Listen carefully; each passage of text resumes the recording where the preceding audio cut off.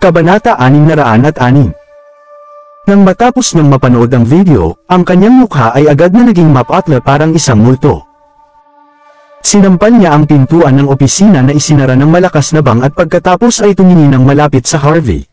Saan mo nahawakan ang footage na yon lang ang dapat kong malaman. Impossible. Ang footage na ito ay peking. Paano, kung maaaring mapinsala si William? Agad na itinanggi ni Margie Cloud ang accusation. Ano ang punto ng pag-amin ko na ginawa ko rin? Yan, hindi ka mas mahusay sa iyong sarili. Hindi ka nagbibigay ng footage na tulad nito sa pulisya, ngunit sa halip ay susubukan mong i-blackmail ako sa ganito. Hindi ka rin mabuting. Naturally, sa kanyang mga mata, handa na si Harvey upang magamit ang footage upang banta at i-blackmail siya. Halos hindi niya napagtanto na gusto lang ni Harvey na laruan sa kanya at hayaan niyang matikman ang sakit at walang magawa na dinanas ni William bago siya namatay. Ang presyo. $150 milyong. Sinabi ni Harvey na may isang ngiti sa kanyang mukha. Ano?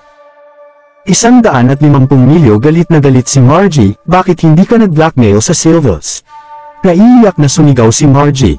Si Harvey ay nag-shock at Silvers ay may kanilang paraan upang ayusin ang kanilang busot. Kung nai-upload ko ang video sa internet, isipin mo na.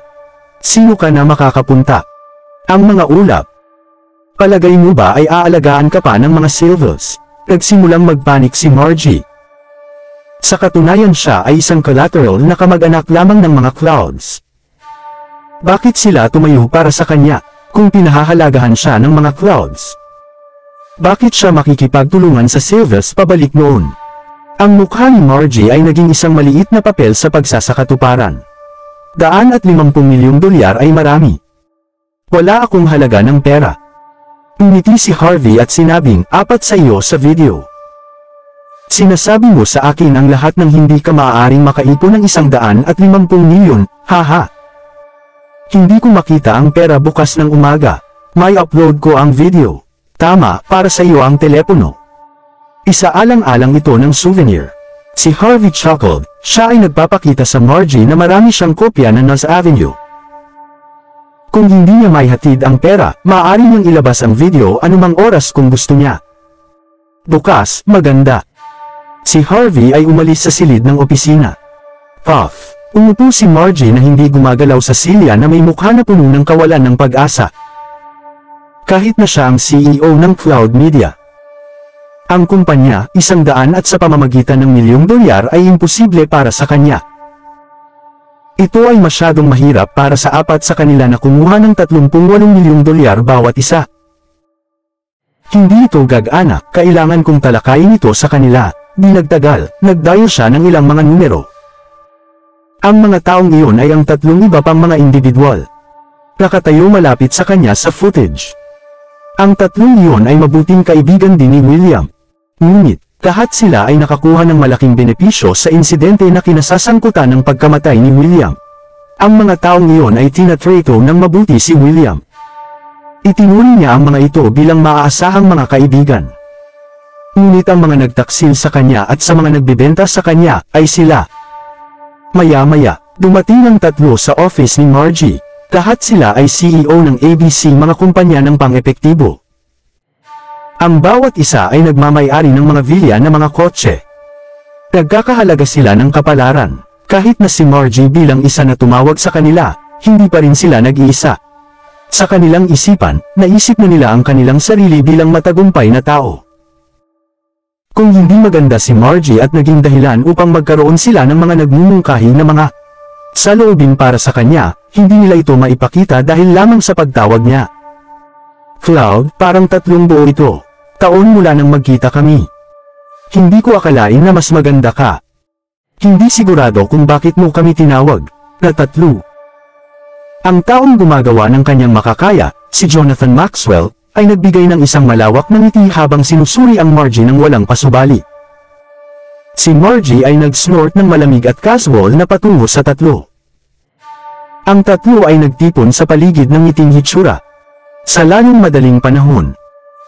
Upang maging medyo hindi makapaniwala dahil mayroong ng isang bilang ng mga gawa-gawa na insidente bilang OBS.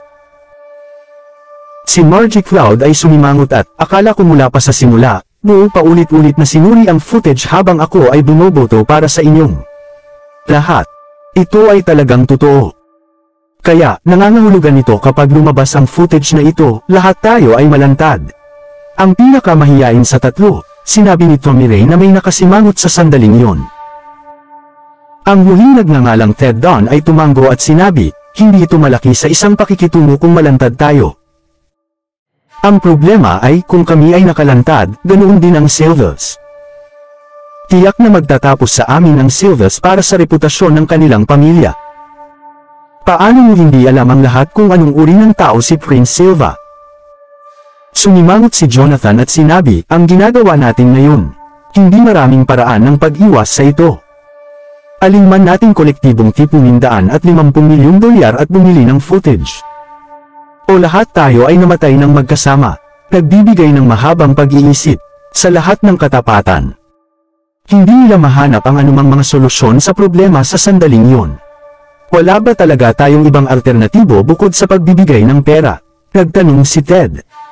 Nasimangot si Jonathan. Guys, hindi ito $150,000 na pinag-uusapan natin dito. $150 milyon.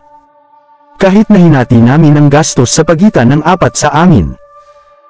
Handa ka bang ibigay kahit na ayaw namin? Mayroon ba kaming ibang paraan? Nag-courage si Ted, sa sandaling yun. Si Margie ay nagbigay ng hitsurang yelo at sinabi, sa totoo lang, hindi namin masiguro ang ilalim ng mga circumstances na ito, maaaring magkaroon ng isa pang solusyon. Lahat ay tumingin sa kanya ng pagkalito. Ang mga kababaihan ay tuso bilang isang ahas. Walang kamandag na maaaring lumampas sa kanilang kalooban na pumatay. Kahit na si Margie ay may hitsura ng isang diyosa, siya ang pinakawalang awa sa kanilang lahat. Nagkaroon pa siya ng mga motibasyon upang itulak si William Bell sa kanyang kamatayan pabalik noon. Sabihin mo sa amin noon, Margie. Ano ang nasa isip mo? Tumingin ang lahat kay Margie sa pagkalito, nais nilang marinig kung ano ang kanyang ininumungkahi sa huli. Nakikipagkita kami kay Harvey, pagkatapos ay ipinadala namin siya upang salubungin siya sa kanyang kamatayan. Sa sandaling yun, ang bahagi ng krudo ni Margie ipinakita ang sarili. Ang iba ay tumingin sa bawat isa. Pagkatapos ng ilang sandali, si Tommy ay sumimangot at sinabi Margie, na iniba ito kaysa sa dati. Ang dahilan kung bakit maaari nating takpan ang kay William dahil tinulungan kami ng Silvers. Ang 4 sa amin ay pinagsama ay may ilang epekto. Ngunit halos imposible na itago ito sa lahat. Tumawa ng malamig si Margie, hayaan muna natin ang problemang ito, pagkatapos ay ipakita ang footage sa Silvers. Tutulungan nila kami. Ang tatlong lalaki ay tumingin sa bawat isa, pagkatapos ay tumango sa pag-iisa. Mayroon kang isang punto. Kung hihilingin namin ang tulong ng Silvers, kung gayon ang kailangan nating gawin ay upang makitungo lamang kay Harvey, tumango si Margie. Makakapit kami sa planong ito noon. Kaya, sino sa atin upang makipag-ugnay sa pumatay? Inalok ni Tommy, gagawin ko ito. Hindi ko alam ang mga mapagkukunan. Sinabi ni Jonathan, tama, kukuha ako ng pera kay Ted.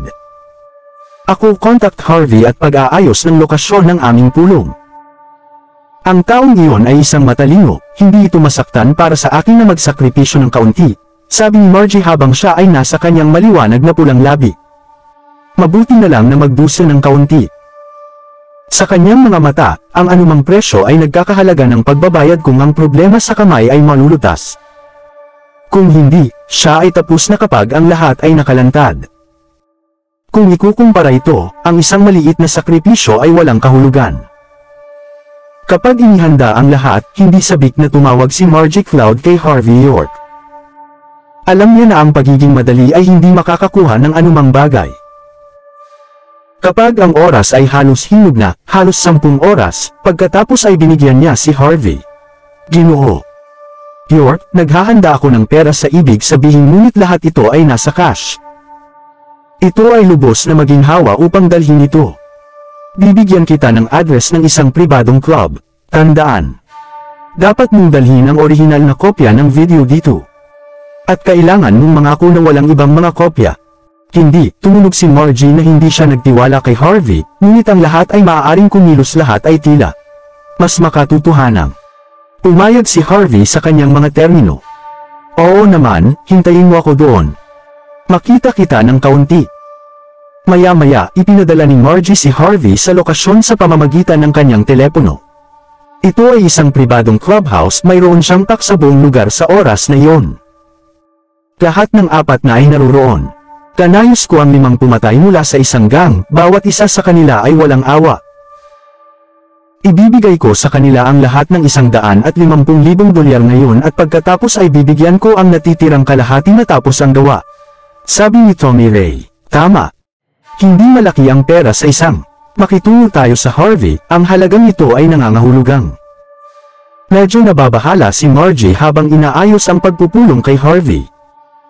Ngunit kahit nahigit pa, napagtagumpayan ito ng mas malakas na paghihimok na patayin ang naramdaman niya. Hindi natag ni Ivan Xavier si Old Liner sa araw na iyon, sa halip ay kinuha niya si Tyson Wood ito sa kanya. Naisip niya na hindi ito magiging suit para dalhin niya Ivan upang hawakan ang doon. Ang clubhouse, si Margie ay may suot na miniskirt upang malugod siya. Nang makita niya si Harvey kasama si Tyson, nagpakita siya ng pagkalito sa kanyang mga mata. Naglagay siya ng isang nakangiting mukha at sinabi, Harvey, matagal na kitang hinintay. Medyo walang tiyaga ako. Mahina nang ngumiti si Harvey habang nakatingin sa babaeng ito. Hindi ba siya isang malamig na tao dati? Itinapon ba niya ang kanyang dignidad para lamang mabuhay? Di nagtagal, habang pinangunahan ni Margie ang daan, lahat sila ay dumating sa panloob na kahon ng clubhouse. Mayroong ilang mga bote ng beer kahon. Siya, pumasok sa kahon. Upuan, at si Tyson ay casual na nakaupo sa tabi niya. Nasaan ang pera? Akala ko sinabi mo na lahat ito ay nasa cash. Nasaan ito? Hindi ko ito nakikita, nagtanong si Harvey. Ngunit sa sandaling iyon, ang maganda at kaakit-akit na Margie ay sinampal ang pintuan ng kahon na isinara. Pagkatapos, naglagay siya ng isang tuso ng ngiti at sinabi, sa palagay mo ay isang walang halaga na sako ng basurahan, isang live-in na manugang na tulad mo ay makakakuha ng pera mula sa aming mga kamay. Sa palagay mo makakaligtas kapag katapos kumuha ng. Malamig na sinabi ni Jonathan Maxwell, tanga. Dumating ka lang kapag tinanong niya ta. Sigurado ka ba talagang desperado? Sina Tommy at Ted Don ay nag-froze ng lamig sa kanilang mga mata, hindi sila gumawa ng anumang pagsisikap na itago ang kanilang hangarin sa pagpatay. Isang kahihiyan, ang mga mata ay hindi itinuturing na mga taong may mataas na katayuan, nais nilang pigilan si Harvey, ngunit ginawa lamang nila ang kanilang sarili na mukhang malungkot. Nagbigay ng malabong ngiti si Harvey at tumingin kay Margie. Ano? Magiging hindi ka makatwiran. Harvey, ibigay sa amin ang orihinal na footage at maliligtas namin ang iyong buhay. Mahina siyang pinagalitan ni Margie. Sa gitna ng kanyang talumpati, 5 pumatay na gumagamit ng mga kutsilyo ng pakwan ang lumakad mula sa mga panloob na bahagi ng kahon. O Harvey, hindi mo kailangang pigilan. Ang mga taong ito ay mga nakamamatay na pumatay sa Buckwood, hindi ka makakaalis sa buhay na ito kahit gaano karaming mga trick ang iyong manggas. Banta siya ni Tommy. Tama iyan.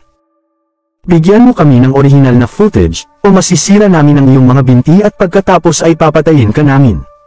Nagbanta si Ted Don. Naturally, ang kanilang sariling mga interes ay banta ng pangyayaring ito. Ang mga taong iyon ay kumikilos bilang isa. Hindi masama, ito ay kawili-wili. Kaya't si William Bell ay pinagbantaan at suhol sa pagsusumit tulad nito ng mga tao pabalik noon. At sinusubukan mong ipadala ako upang makita. Malamig na sinabi ni Margie Cloud, Harvey, binibigyan ka namin ng isang pagkakataon. Kung maaari namin kunin ang marumi, maaari ka ring ilabas sa dito. Natatakot si Harvey. Natatakot ako, hindi ko dinala ang orihinal na footage dito. Sa halip, hinayaan ko ang ibang tao na dalhin ito para sa akin, malapit na siyang dumating. Ano? Hindi mo ito dala. Nabigla si Margie at ang iba pa. Kinuha lahat ng bagay sa account, ngunit hindi na. Hindi bitbit ni Harvey ang footage ng orihinal. Pinahinto sila ni Margie at sinabing, maghintay, hayaan niyang dalhin muna ang footage. Di nagtagal, dumating na ang footage na pinag-uusapan ni Harvey.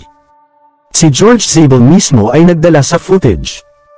Walang malay na inabot ni Margie ang kanyang kamay upang kunin ang orihinal na footage matapos niyang makita ito, ngunit si Harvey ay isang hakbang ng maaga sa paggawa nito. Ito ay isang maliit na kamera. Ngunit naakit nito ang atensyon ng lahat sa sandaling yun. Kung ibigay sa iyo ang bagay na ito. Ngunit hindi ka ba dapat magbayad muna? Umiti si Harvey at sinabi.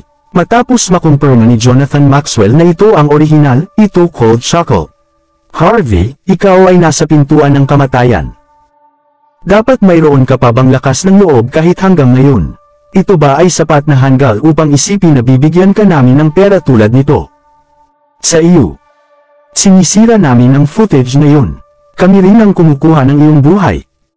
Tubhang menacing smiles ay lumitaw sa mga mukha ni na Tommy, Jonathan at Ted.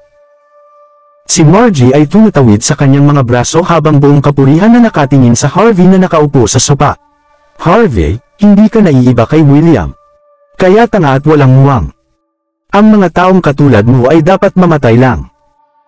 Yun ay maaaring maging isang hakbang na hakbang para sa matagumpay namin. Kung hindi ko sinusubukan na gawin sa Prince York dati, bakit ko pa maging kasintahan ni William, piraso ng basurahan? Nagpapakita pa rin si Harvey ng isang malabong ngiti mula sa simula. Gayunpaman, matapos marinig ang sinabi niya, dahan-daang tumugilid ang kanyang ulo. Nang makita ni Margie at ng iba pa ang tingin ni Harvey, lahat ng kanilang mga ekspresyon ay nagbago ng malaki. Anong uri ng tingin yun? Napapahamak, tunay na nakakatakot.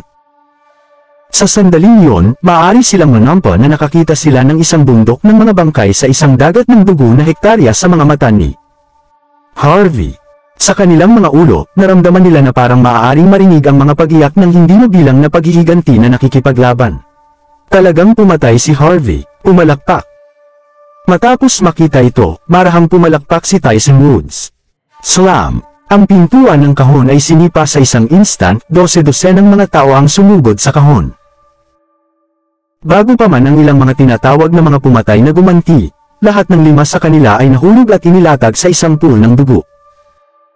Habang nabigla pa rin, bago pa man dumating si Margie at ang iba pa, napapaligiran na sila ng mga tao.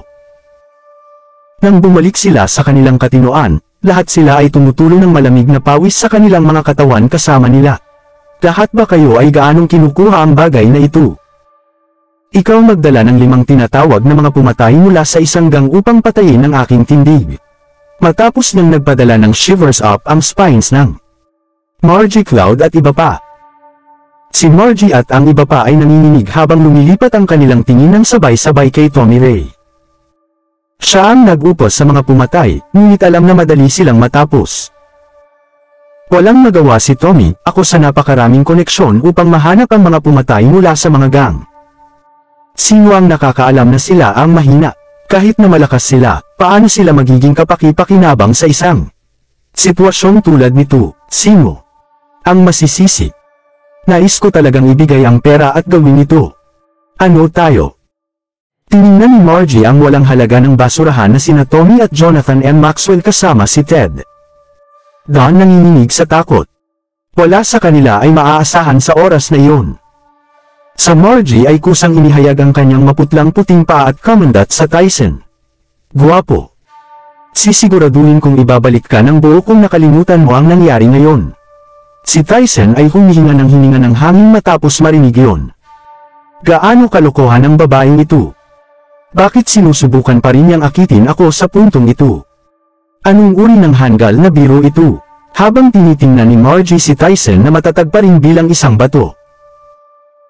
Ang kanyang tingin ay lumipat patungo sa Harvey York at malandi na nagsalita, Harvey, bakit mo sisirain ang isang mabuting relasyon dahil sa isang bagay na walang kabuluhan? Ayaw mo lang ng pera. Ngayon ay maaari kang magkaroon ng pareho, ang pera at ako.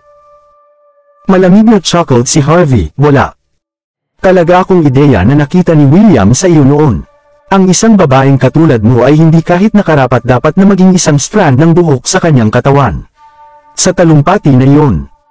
Ang tingin ni Harvey ay lumipat kay Tommy. Naghintay si Tyson hanggang sa dumating ang tamang oras, pagkatapos ay naabot niya ang kanyang kamay upang mabulabog ang leeg ni Tommy.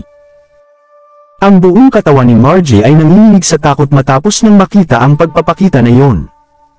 Ano? Ano ang gusto mo? Ang iyong mga aksyon ay magkakaroon ng mga kahihinatnan.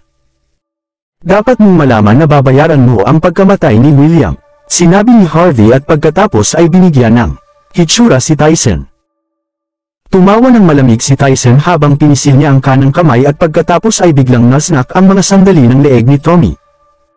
Si Tommy ay nahihirapan bago siya namatay. Ang mga madugong foam ay naglabas ng froze, ang kanyang bibig ay nagkalat kahit saan. Sa pamamagitan ng isang push Tyson, ang katawan ni Tommy ay naitulak paitaas. Patungo kay Margie, isang malakas na sigaw ang pinakawalan ni Margie. Ang buong katawan at mukha ay puno ng dugo, hindi niya maiwasang manginig ng hindi mapigilan. Siya ay isang walang awa na babae ngunit natakot siya sa kanyang talino sa mga eskema ni Harvey. Hindi malayo sa likuran nila, Jonathan at Ted agad lumuhad sa lupa.